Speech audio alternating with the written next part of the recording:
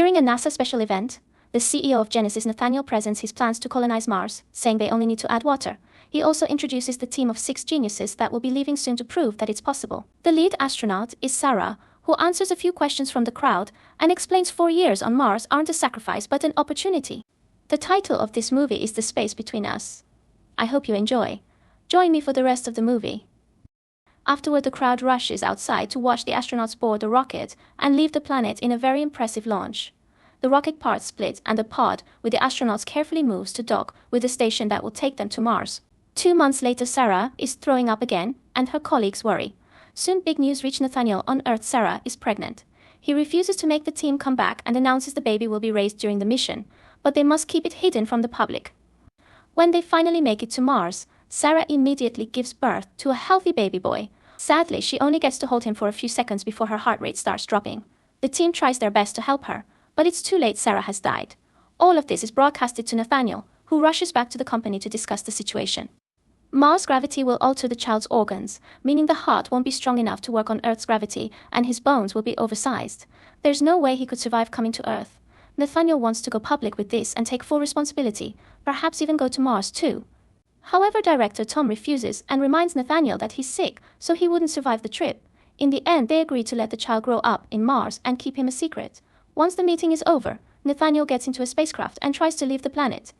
The takeoff goes well, but as the spaceship leaves the atmosphere, things get complicated and Nathaniel loses control. Suddenly, all movement stops, and it's revealed this is a simulation that Nathaniel has failed, judging by the messages saying all perish on the screen. 16 years later, the Mars colony is actually thriving, and the boy has grown into a teenager named Gardner. When he asks his robot for a map of the ventilation system and the robot refuses, Gardner rips its head off and uses it to access the system. He watches videos of the mission launch and knows who his mother was. His snooping is interrupted by a message from Kendra, the astronaut who raised him. She reminds him it's his shift at the greenhouse and calls him indispensable, but Gardner can't believe that because nobody knows he exists. Moments later, Gardner finally obtains the map of the vent system and sneaks inside it to reach a room he usually isn't allowed into.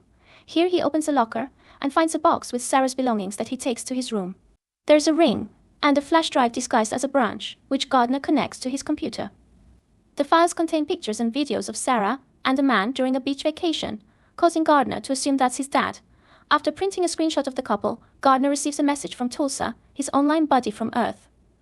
Tulsa lives in Colorado and is stuck in the foster care system, which she hates. She doesn't know Gardner's secret because he hides his IP and pretends he's living on Park Avenue, but can't leave the house because he's sick. They talk every day, and they're very close friends regardless of the distance. Afterward, Gardner watches a movie with Kendra about an angel that is willing to lose his powers to be with a human woman, which Gardner finds very inspiring. On Earth, Tulsa practices some music in secret, but stops when she sees some guys at the window laughing at her.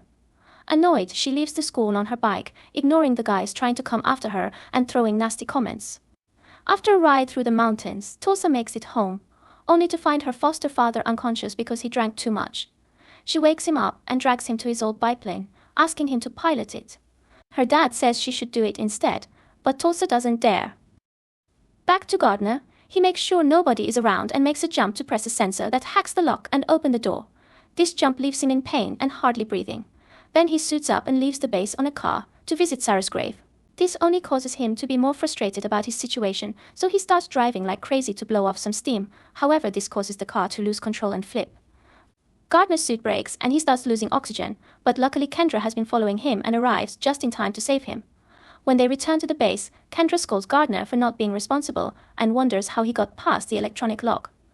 Gardner reveals he used the magnetic implant that monitors his organ growth. Kendra then tells him that Sarah's grave is just a memorial and her ashes were spread across the Pacific Ocean. Moments later, Kendra makes a call to talk to Nathaniel and Tom. She tells them how smart Gardner is and how he's hungry for socialization. When Nathaniel points out Gardner wouldn't survive the trip, Tom cuts in and reminds him NASA is angry with him because he disappeared after the baby's birth. NASA was never happy with the child's situation and wants him to come to Earth. There are a few procedures that could help Gardner survive the trip, but Nathaniel still refuses to sign the authorization. After hanging up, Kendra decides to act behind Nathaniel's back and tells Gardner he can start going through the necessary steps to go to Earth.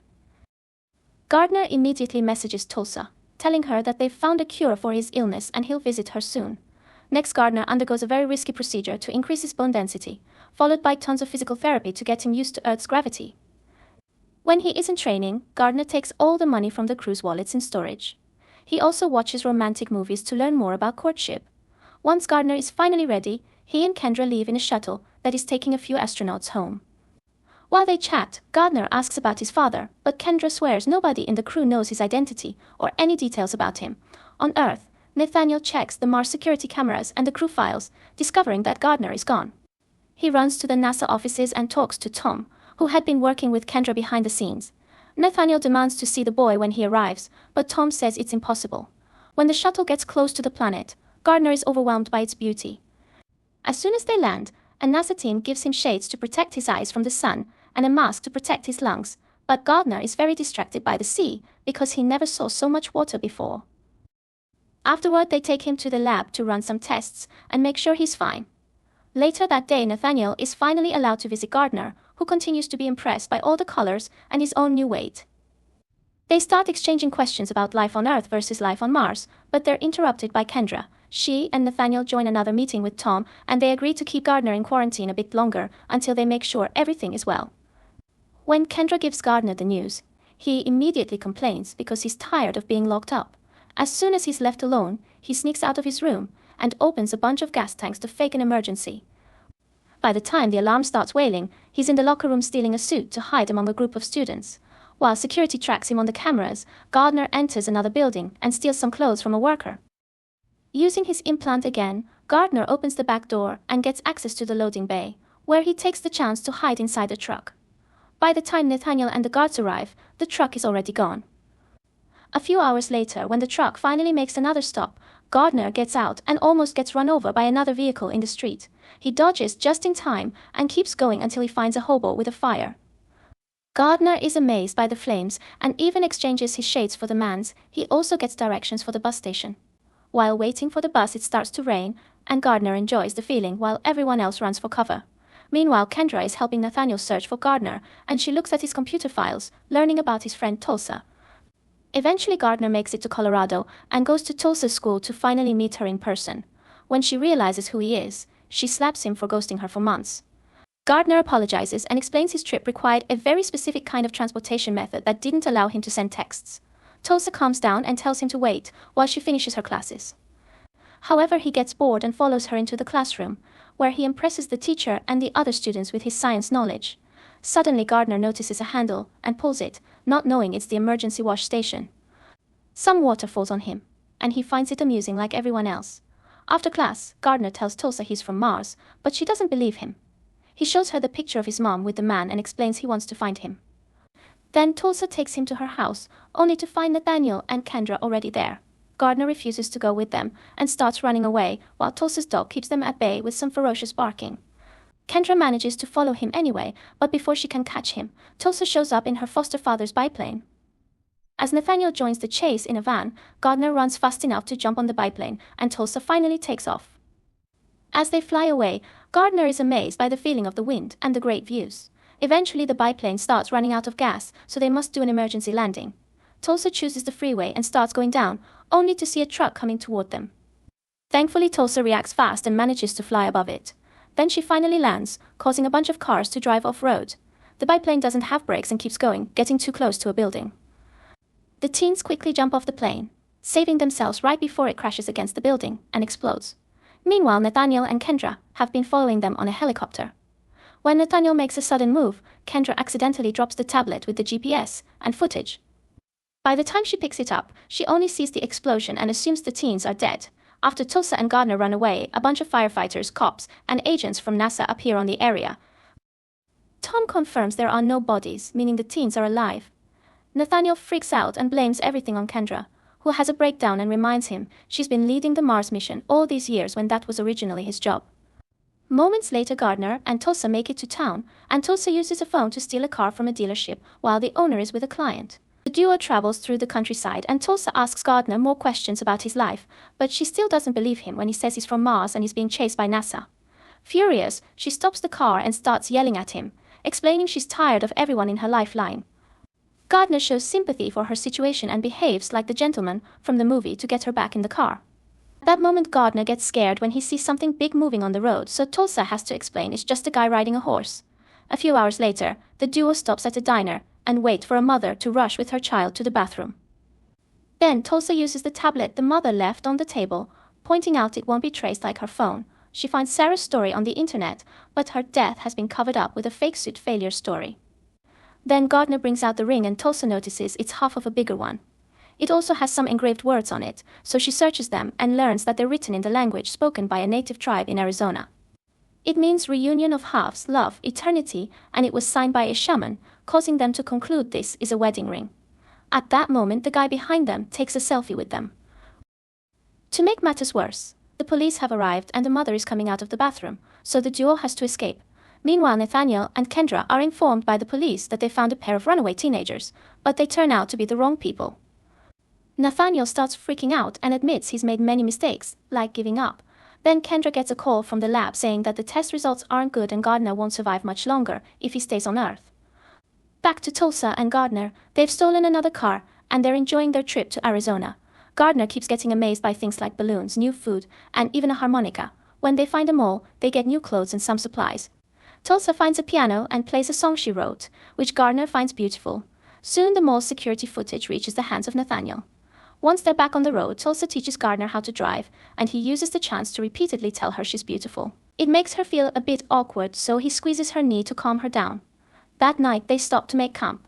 Tulsa plays some music on the car radio and dances with Gardner until they kiss. Then they share the sleeping bag and have their first time together after Gardner tells Tulsa she makes him feel human. The next day, they find a woman in the area and ask her about the shaman. Luckily, she knows him and takes the teens to see him. The shaman checks his records and finds the check Sarah used to pay for the ceremony, which has her address but no mention of the man. Since the shaman has a computer, Tulsa uses it to search the address and look for views that match the picture.